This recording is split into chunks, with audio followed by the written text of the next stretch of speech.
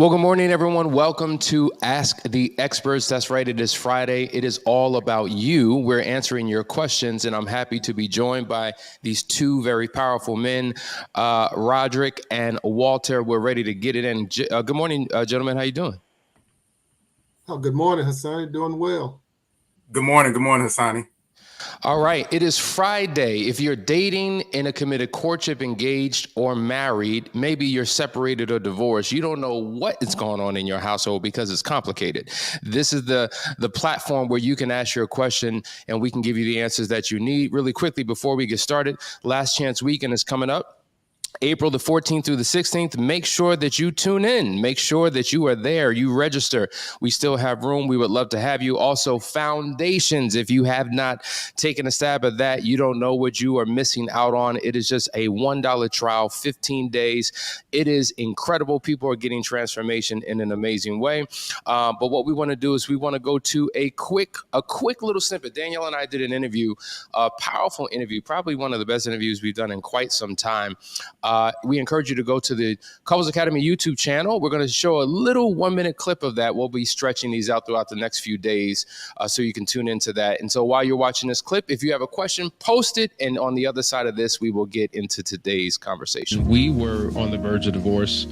I don't know, somewhere between the 4th and 5th year, we reached a horrible spot in our marriage. Almost a breaking point, yeah. Almost a breaking point. And the crisis that we went through, and all along she had been saying we need to go see someone, we need to go to a counselor. And you didn't want to go. Like a man, I wasn't interested in doing it because I don't need nobody telling me how to live my life. You know, Right. I didn't want to go to the church because the community was too small and I didn't want people in my business. And I'm like, we could read a book, we could figure it out on our own. And things got progressively worse till they reached a breaking point. And then one day I was driving in the car and I heard someone, and he had this program that I said, let me invest in this program, because he had been saying things that Danielle had always been saying that I didn't want to hear, or I just couldn't hear because of who was it. It wasn't the message, it was the messenger that I was turned off from, right? I tell you, man, I remember those days. I'm sure you too can remember those days where you were at your breaking point. You didn't know if there would ever be a tomorrow, and things turned around. But I think we've all been there, and some of our viewers are there right now. And that's what's driving them to this particular show and driving them to Couples Academy. I want to start with you, Roderick. The place of desperation that oftentimes couples find themselves in, and they eventually come to get the help. In your experience, one of the challenges that we hear from people is that I want it more than my spouse. I'm willing to put more effort in than my spouse. Have you experienced that, where it's usually one who wants it more than the other, or are they both hungry for change and transformation? Yeah, Hassan, is usually one that wants it more than the other. And it's not that the other one doesn't want it, it's just different levels. One is at a higher level of frustration, at a level where they are more seeking than the other. And usually that's the person, the one that's seeking more is the one that's stirring the ship. And it's not always the betrayed spouse. Sometimes it's the betrayer that has gotten to the point where they know they're at their limit. They need to do something to save their marriage and their relationship. And they're the ones that want it, while the betrayed spouse is still, rightly so, in their frustration, in their hurt, their pain, and at a crossroads. So yes, Hassani, that is normally what I faced, at least with clients, that there is one spouse that just has more motivation at the beginning than the other. And so, Walter, for you, in that scenario, when the betrayed spouse is just not there yet, but the unfaithful spouse is, you've been working with clients for quite some time, and you and your wife, Charmaine, have done a phenomenal job of working with couples for an extended period of time. We talk about this all the time. National average, most couples only last for about 8 to 10 sessions, but you've gone months beyond that because you're really helping couples to experience breakthrough. How long before one partner finally has the wake-up call, the aha moment, the shift, and now they're on board in ways that they weren't when they first started? Well, to be honest, Asani, it really depends on the couple. There have been some couples that we've worked with where the fourth or fifth session, you really see that one of the individuals within that particular dynamic is like, wow, I really understand the magnitude of what I did and I want to make it right. And then there are other couples where sometimes the partner never really fully invests and stays on board with that process. And if we can be very honest and forthright, you actually alluded to it within the segment that you just showed, is that it's, we as men oftentimes are very hesitant. We are, again, because we are the protectors, we're the gatekeepers, we are the guardians of our home. And so we have been really cultivated to be very protective of who we pull into our business, who we pull into our situation. And there is absolutely nothing wrong with that. However, it is very important that we do seek those individuals that we can trust, that have the expertise, that have what it is that we want, and seek out good, wise counsel from them. So it's not a matter of keeping everyone out. It is about making sure that you have the right people in so that you can get that information. And so what we usually advise our couples, if there is one person that is willing to do the work and another person that is not, is that if you are willing to do the work, then you do the individual work. And our focus is not only on reinforcing that individual as a person, or within the role, that role within the relationship, but it's also teaching them and giving them strategies on how to plant and water those seeds with their spouse, how to do different things that will show the spouse that, they're doing something different. Wow, I'm the betrayer, but they're treating me in such a way to where they're showing that they're trying to do their part and maybe understanding why I may have stepped out and done what I have done. And so there is a dual approach that's important to take place there. And as you always say with Last Chance Weekend, if it's a 2% chance, you can work with that 2%. And if there's one partner that is willing to do the work and is all in, then we work fully with that one person. I want to come right back to you, and then I want you to jump in as well, Roderick. Communication. There's a gentleman who reached out and said that he is a horrible communicator, and every time he attempts to open up, he lies, he minimizes, he throws up defense mechanisms. He does all these types of things that compromises the integrity of what he's trying to communicate with his wife. And so I asked the question, I said, well, do you struggle communicating with people other than your wife? No, I'm able to communicate fine, but somehow with my wife, there's a struggle. What advice would you have for him in particular, to experience a level of breakthrough and transformation in terms of how he communicates with his wife? Roderick, I want you to jump in right after Walter starts us off. Okay. Sure. So what I found is that when it comes to effective communication, especially when we talk about with our spouse, that is the two most important components of that are transparency and honesty, or truth. And so there is something that you are not being honest about.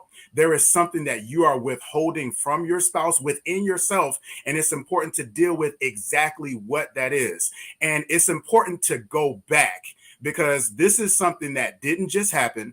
There may be some things that over the years that you have that a area or a spot within your relationship that an incident or something happened where you're just like, oh, I can't talk to her about that. And now what you've done is you've kind of placed that as an off limits area, and will always come back around in your relationship. Whatever you refuse to deal with will always make space to deal with you, whether you ignore it or not. So it's going to be important for you to really sit down with yourself and look back to, when did I stop really being transparent and honest with my spouse, and why, and deal with that. And then you're going to need to revisit that with your spouse so that you can open those lines of communication. When you find out where that block is, it's just like in a plumbing situation, right? When you've got a backup, you got to find out where that blockage is. And when you can eliminate that, that will actually open up not only the communication, but it'll also increase your level and capacity for intimacy as well. Walter, great nuggets of information. And what I want to dive a little bit deep in is that why that you mentioned. Understanding that why. Why is it so easy for that person to communicate outside of his wife? Why is it so easy for him to be, and I'm making some assumptions here, be more honest and forthright outside or with everybody besides his wife? Understanding that why, and then talking to himself. I think Walter mentioned this as well. Having a conversation with yourself does not make you crazy. Having a conversation with yourself make you wise, because you're the one that you're going to listen to before anybody.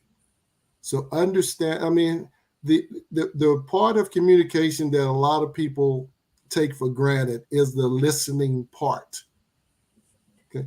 If his thing about I don't communicate well with my wife is on the talking part, maybe he can't speak, maybe he can, if you don't talk, you can't lie. So if you listen and answer the questions that your wife is asking, or observing the nonverbal things that your wife is saying, then that will help you with your communication. Number one. Number two, the dishonesty piece, absolutely, Walter. You have to make up in your mind that, number one, I'm not going to lie. I'm not going to lie. Whatever the situation be, if the atmosphere has been created for you to be forthright and that for you to be transparent, then it's up to you now to be transparent, to tell the truth. Your wife has already given you permission to, whatever you say, I understand, I'm not going to pop off. So now take advantage of that atmosphere and be transparent. Excellent advice. Excellent advice. I think what you two shared is comprehensive. And so it's not just for the individual that reached out to me who asked that question, but it's for all of us, because that is one of the areas where we struggle the most. I know people who have the ability of articulating, clearly sharing their thoughts and their feelings in non-romantic relationships, but there's something that breaks down in these romantic relationships based upon fears and all types of things that get in the way.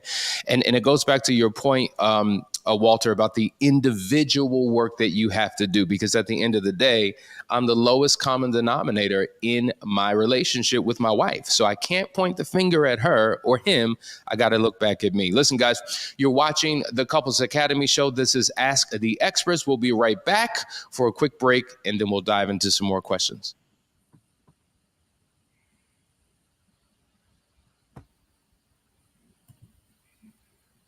Couples Academy is committed to serving couples around the world by reaching beyond cultural lines and language barriers. We are proud to announce that we now serve the Spanish-speaking community. So whether you're here in the United States or abroad, Couples Academy has a place for you. Couples Academy se compromete a servir parejas de todo el mundo, superando las fronteras culturales y las barreras del idioma. Ahora, estamos orgullosos de anunciar que servimos a la comunidad de habla hispana. Entonces, ya sea que estés aquí en los Estados Unidos o en el extranjero, Couples Academy está aquí para servirle.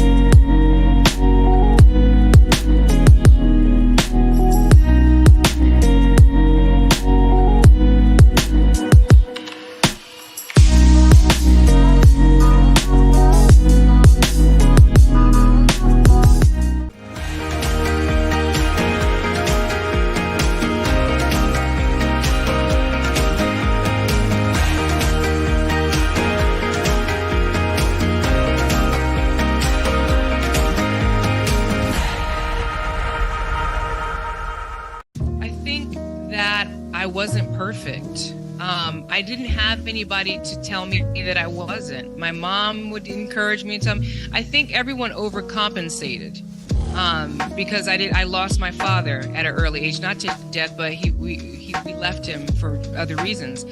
And so when I would be criticized for things, I felt attacked. I felt like this guy is nuts because nobody's ever said that to me before. Nobody's ever told me I couldn't. Nobody has ever told me I wasn't great. Nobody has ever told me anything but positive things. And so it really was hard to accept, oh crap, take a look at your family marinade, sis. Look at where you're coming from. Look at this broken home you came from. Abuse, violence, homelessness, being molested at a young age. You got some stuff wrong with you, certainly, right? But I couldn't see that until I started to do my own work. Yeah, and we're back. 1 second, guys. Right? That speaks to what you were saying about that individual work once again. And I think what happens is we ignore it, we suppress it, we move on beyond it. We think that nobody will ever know. We think that we could just forget about it and it'll go away. But we bring that marinade, we bring all of that stuff, that package, if you will, with us everywhere we go. And we unload it oftentimes in our relationship. So whether it was the way I was communicating or whether it was her idealized version of herself that she held on to that was far from the reality, this is what oftentimes causes the crisis that we experience in relationships. Absolutely. All right, guys, we have another question. We're going to jump right into it. A question that comes from Aubrey. I think it's a two-part. Let's go to it. It says, what happens if your spouse feels like being transparent is a crime? My husband struggles with dealing with porn addiction. However, he was transparent about when he watches it, but it feels when he is in trouble. Okay. Walter, speak to that.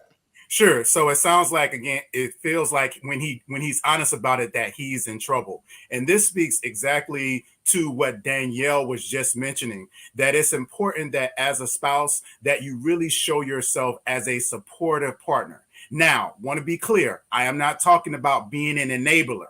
So you're not saying that it is okay, but what you are saying is that I am here to walk with you through this addiction, through this challenge that you have. And so we want to, first of all, be very careful in how you approach and respond to some of the transparency and the honesty that he is bringing to you. Anytime a person is open and honest with you about an addiction, that is a powerful, not only first step for them, but it really says a lot about what they think of you and their dynamic and relationship with you. So it is very important in how you deal with and address that. The second thing is that you do want to work with him in helping to potentially establish a system of, first of all, where is it coming from? But then what are some safeguards and things that we can put in place to help you combat that? Also helping him to go through the inventory of, is there a time when it normally happens? Is there, what are the mitigating circumstances that usually allow you to engage in something like this? And what you'll find is that as you help your partner dig through that, because it is an addiction, it is an individual challenge. And so you cannot do the work for him. Know that. So you have to really resist that feeling of feeling frustrated because they're not necessarily doing what you would have them to do or at the speed that you would have them to do it, but really being patient with them. And as long as he's continuing to come to you and talk to you about the challenge, continuing to walk with him and developing tools and strategies in order to combat it. Yeah. What say you, Roderick? Walter, I want to piggyback on that point you made about the point that he is sharing and opening up and reaching out. I mean, that is a sign of trust. That's a sign of I need help, especially if he's feeling guilty about doing it. And I love the point you made about the support, because if he's already beating himself up about it, the last thing he really needs is a loved one piling onto that. So helping him identify the triggers, identifying the cause, putting together and supporting an action plan to overcome, celebrating the little wins. You know, if he's addicted to the porno, or if he's just fascinated about it and he's watching it every day, and during the process now it's down to 3 days, and then it's down to 2 days, celebrate those little victories of progress. So he doesn't feel like regardless of what he's doing, he's going to, it doesn't matter, because it does. I mean, it's baby steps when you're trying to recover. Here's another really good question, two-parter. Kimberly says, why are spouses willing to risk years of history with an affair partner, but can't seem to realize why sorry just isn't enough when they try to run back? For a second can take years to rebuild. Part two, she says, it just doesn't seem like marriage carries any weight anymore. It's just as many married people cheating as single people. That's a very good point, but I want to zone in on the actual question.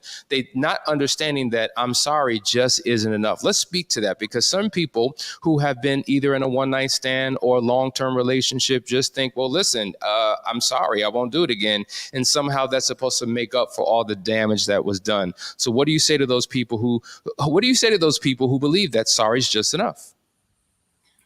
Yeah, so for a lot of couples and individuals, many of those decisions are made as snap judgments. Maybe not snap judgment in the actual moment, but snap judgment in the meaning of that individual, the courting of the process. But often they are leaning on those years as well, this is stable, this is secure. They will understand because we have this history. They know who I am. They know that this is something that I wouldn't normally do. I just had a lapse in judgment. And so there's a colloquialism that young people use today when it comes to things like this, and they say risking it all. And that is essentially exactly what it is that in those scenarios, this person is literally not understanding that they are risking everything for this particular experience, that risk taking, this whole idea of the challenging and something that is potentially new and exciting. And what we really challenge our couples to do is that what you're really looking for, that thrill seeking and that excitement, you can cultivate that with your partner. Like that is something that you can actually utilize as an incentive for things for you and your partner to really have in that exploratory intimacy.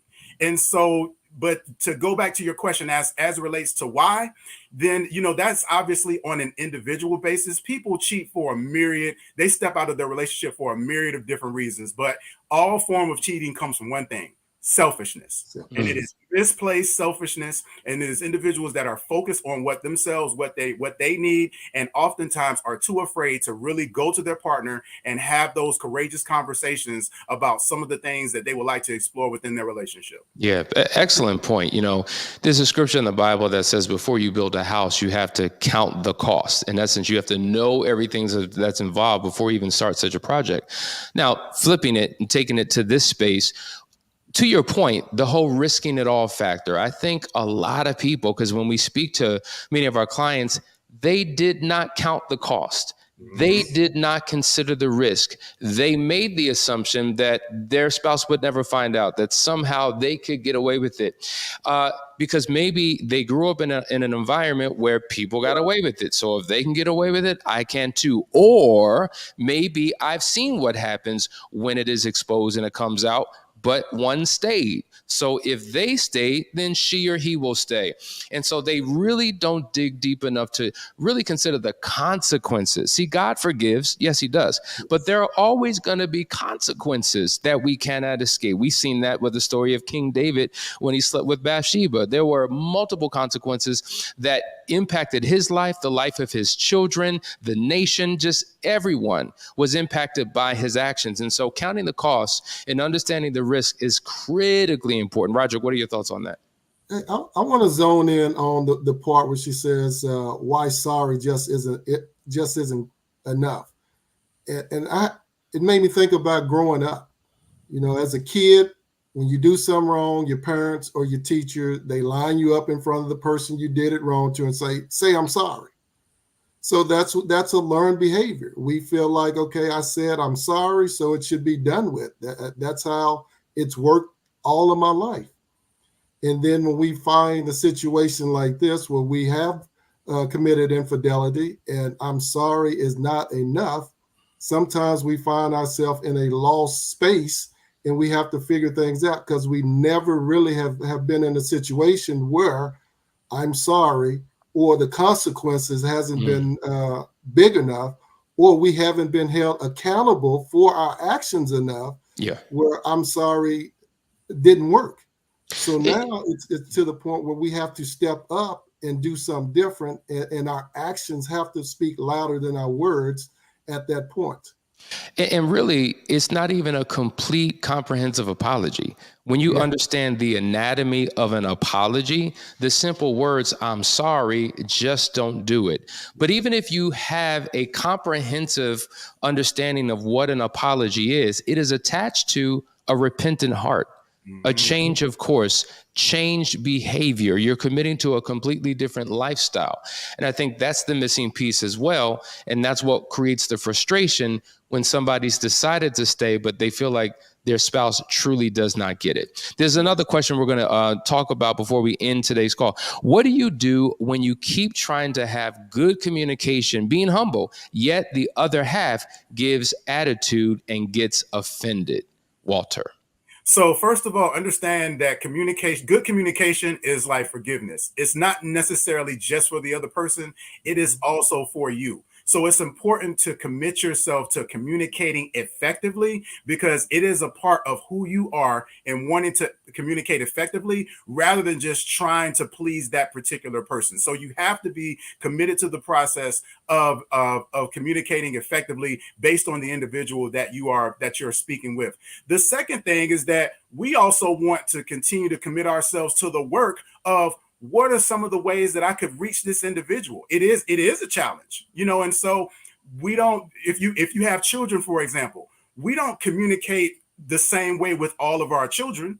You don't communicate with everyone on your job the same way. There are different things, especially as a leader, that you have to hone in on. And part of it is understanding your audience, understanding who it is that you're dealing with or when you are dealing with them as well. So it is becoming a student of your partner, understanding again, okay, this person seems to be that right after work is not a good time to talk to them. Kind of like that sweet spot after they've been home for a while, but before a few hours before they go to bed is when I need to talk to them. Okay, when I talk to them, I need to make sure that I'm calm, that I've sat down, I've written out what I want to say, and I ask permission to speak with them. So those are the type of things that are very important when it comes to committing yourself to good communication. Make sure that you respect and have your audience or your person in mind and respect to them when it regards to it.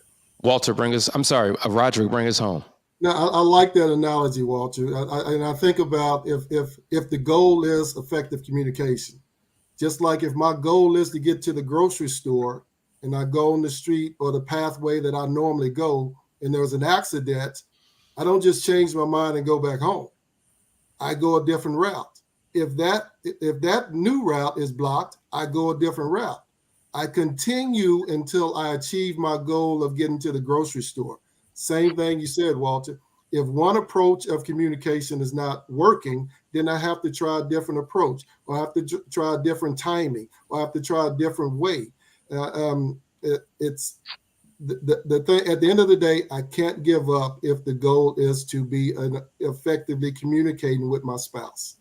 Yeah, I think that's excellent advice. One of the things that, Danielle and I do whenever we know that there is an important conversation, a sensitive conversation to be had, we, number one, preface it. We say, hey, babe, there's something important I want to talk about later, right? So in essence, we're giving them space and time to prepare. We let them know what the conversation's about. And we discuss our rules of engagement before we enter into that conversation. And we give each other permission to call each other up when we feel like one of us is being defensive. We don't call each other out because now it becomes adversarial and now the dukes come up. But calling each other up says, hey, babe, listen, it seems like you're being defensive again. I'm just letting you know. You know what? My bad. Like, because we give each other permission to identify what we're not conscious of, it allows us to quickly course correct and to get back to a place where we can have breakthrough communication. So you have to figure out what works for you and your marriage, because once you do that, you've reached your sweet spot. Communication is the biggest issue. I know that there are sex problems, financial problems, parenting problems, in-law problems, but nothing trumps the problem that people struggle with when it comes to communication. So once you've cracked that code and mastered that, that is the key to the breakthrough. Listen, guys, We hope you got something out of today's conversation. I want to thank you, Roderick and Walter, for joining us here today on Ask the Experts. Hope that you all have an amazing, amazing weekend. Love a lot, share a lot, spend some time with the spouse and the family. And we'll see you on Monday for another new series that we're introducing. Can't wait to get started with that. Love you guys. See you then.